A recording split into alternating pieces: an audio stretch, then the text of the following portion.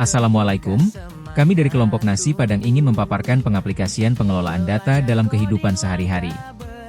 Mari kita lihat file Excel pada sheet aktivitas 1 yaitu bagian mengidentifikasi data yang diperlukan. Ada tanggal, waktu keberangkatan, jarak, waktu tempuh, kemudian jenis jalan, kondisi lalu lintas, dan cuaca.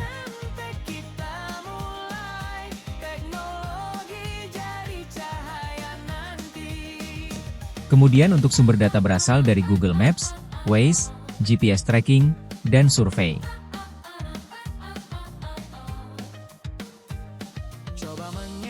Selanjutnya pada sheet aktivitas 2. Di mana di dalam aktivitas 2 ini kita bisa melihat bahwa terdapat data tanggal, waktu keberangkatan, jarak dengan satuan kilometer, waktu tempuh dengan satuan menit, jenis jalan, kondisi lalu lintas, cuaca, dan sumber data.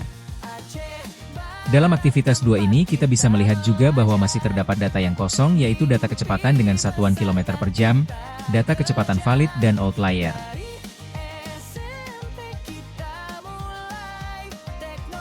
Pada aktivitas 2 ini kita bisa menyelesaikan pengelolaan data dengan menerapkan konsep berpikir komputasional pada aspek pengenalan pola.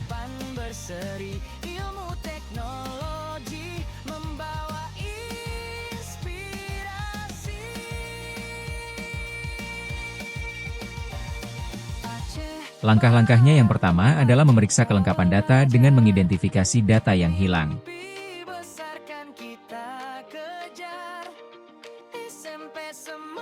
Di mana data yang tidak ada pada aktivitas 2 ini adalah data kecepatan dengan satuan kilometer per jam, data kecepatan valid, dan data outlier.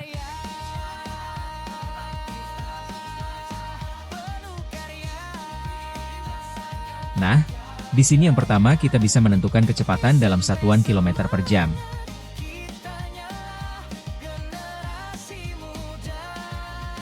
Di mana kita bisa lihat di sini untuk mencari kecepatan kita bisa menggunakan rumus jarak per waktu.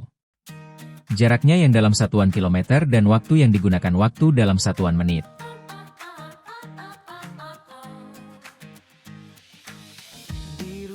Sedangkan yang diminta di sini adalah kilometer per jam sehingga kita bisa menggunakan rumus sama dengan jarak dibagi dengan waktu tempuh yang dibagi dengan 60 untuk mengubah menit menjadi jam sehingga diperolehlah hasil 21,85. Lalu setelah mendapatkan hasil ini, kita bisa tarik ke bawah untuk data-data selanjutnya. Setelah itu, selanjutnya kita bisa mendeteksi dan penanganan outlier dengan cara mengidentifikasi nilai yang tidak masuk akal. Nah, di sini kami dalam menentukan kecepatan valid, kami menggunakan batasan atau standarisasi untuk data valid jika standar kecepatannya lebih dari sama dengan 40 km per jam.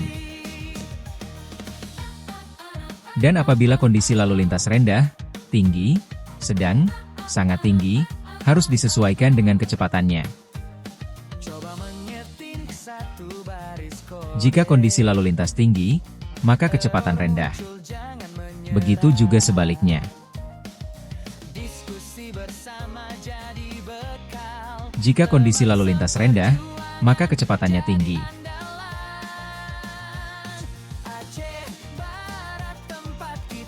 Yang mana di dalam Excel ini kita bisa menggunakan rumus if-and. Contohnya bisa kita lihat di sini if-and. Setelah semuanya tertulis, kita bisa pencet Enter. Sehingga diperolehlah hasil bahwa dengan kecepatan 21 km per jam, kecepatannya itu adalah valid karena kondisi lalu lintas yang tinggi sehingga diperlukan kecepatan yang rendah sehingga kecepatannya valid. Lalu untuk outlier ini adalah titik data yang menyimpang secara signifikan dari yang lain dalam kumpulan data. Sehingga dengan kata lain, outlier ini adalah kebalikan dari kecepatan valid. Sehingga jika kecepatan validnya ya, maka outliernya tidak. Untuk rumus Excel yang digunakan adalah rumus if. Kita bisa dilihat di sini rumusnya di sini. Lalu kita pencet Enter sehingga diperoleh hasil tidak.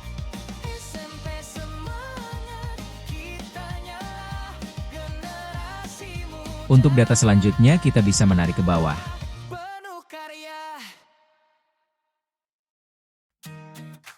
Begitu juga untuk yang data outlier.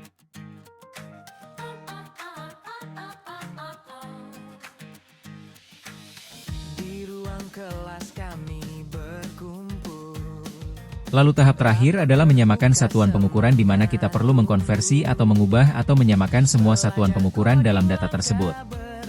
Sehingga kita bisa lihat di sini dalam aktivitas 2 semuanya untuk jarak sudah dalam satuan kilometer dan untuk waktu tempuh semua dalam satuan menit. Untuk kecepatan juga tadi sudah kita ubah menit menjadi jam. Semuanya sudah diubah.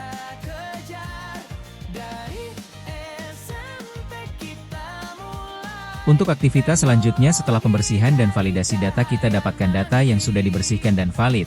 Maka kita masuk pada sheet aktivitas ketiga yaitu klasifikasi dan pengelompokan data.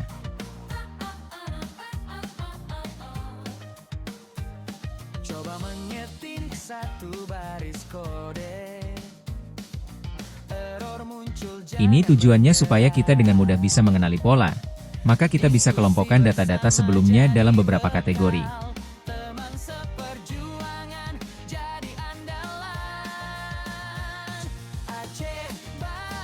Di sini dari jarak tempuh maka kita bisa kategorikan dalam jarak menengah, pendek, maupun jauh. Kita lihat juga dari waktu keberangkatan, maka kita bisa kategorikan juga atau kelompokkan dalam kelompok dia berangkat pagi, berangkat siang, sore, atau malam. Kemudian hari, maka kita juga bisa kelompokkan ini dalam jenis hari kerja atau hari libur. Kemudian ada kelompok lagi selanjutnya yaitu jenis jalan. Karena setiap jalan memiliki aturan masing-masing. Ada jalan raya, ada jalan tol, dan ada jalan dalam kota. Kemudian kondisi lalu lintas juga kita akan kelompokkan. Apakah ketika berkendara saat itu dalam kondisi lalu lintas frekuensinya tinggi, sedang, rendah, atau bahkan ketika sangat tinggi? Selanjutnya dari data-data ini kita bisa mendapatkan pola yang jelas kalau kita bisa mengelompokkan data seperti ini. Setelah itu maka kita akan mencari data juga waktu ideal, karena ini ada waktu tempuh, kenyataan dan ada waktu ideal. Waktu ideal itu apa? Waktu yang memang seharusnya kita tempuh paling cepat kita bisa tempuh di jalan itu. Untuk mencarinya gimana? Ya, tergantung kecepatan ideal ketika dia berada di jenis jalan itu.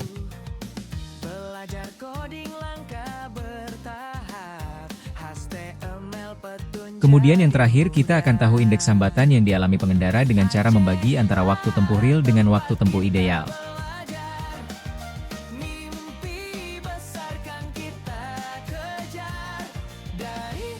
Maka nanti kita akan mendapat indeks hambatan data ini. Nanti dari data ini kita akan bisa mengenali pola, dan akan mempermudah kita melakukan abstraksi di aktivitas selanjutnya.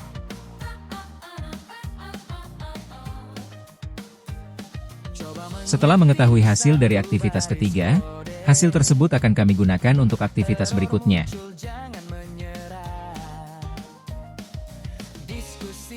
Yaitu aktivitas yang keempat adalah abstraksi.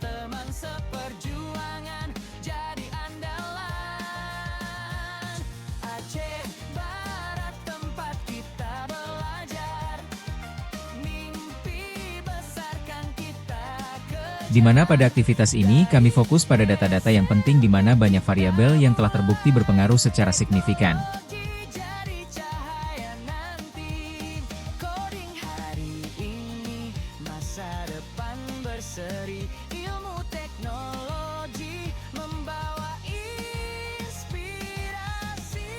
Nah, pada aktivitas ini kami fokus pada data-data yang terpenting yaitu pertama waktu tempuh rata-rata per kilometer. Yang kedua deviasi standar waktu tempuh. Yang ketiga kecepatan rata-rata per kategori jalan. Dan yang keempat indeks hambatan rata-rata per kondisi lalu lintas.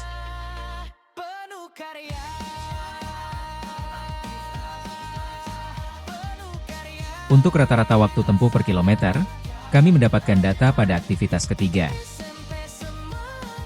Kemudian kami olah di aktivitas keempat dengan hasil yang tertera sebagai berikut.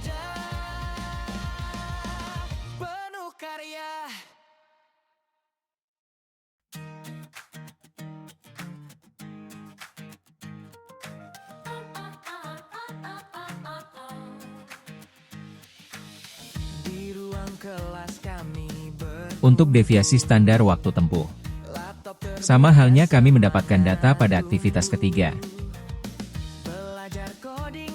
Kemudian kami cari rata-ratanya di aktivitas keempat sehingga kami peroleh data seperti yang tertera pada layar.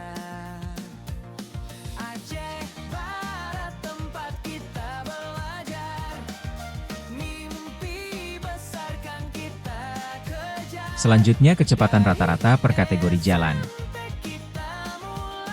Ini juga kami dapatkan dari aktivitas ketiga. Diperolehlah nilai kecepatan rata-rata untuk jalan kota, jalan raya, dan jalan tol.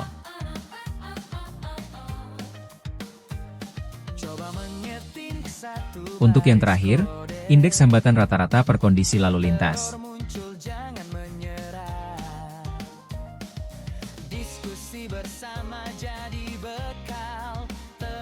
Sama halnya ini juga kami dapatkan dari aktivitas ketiga dan diperolehlah hasil indeks hambatan rata-rata per kondisi lalu lintas yang juga tertera pada layar.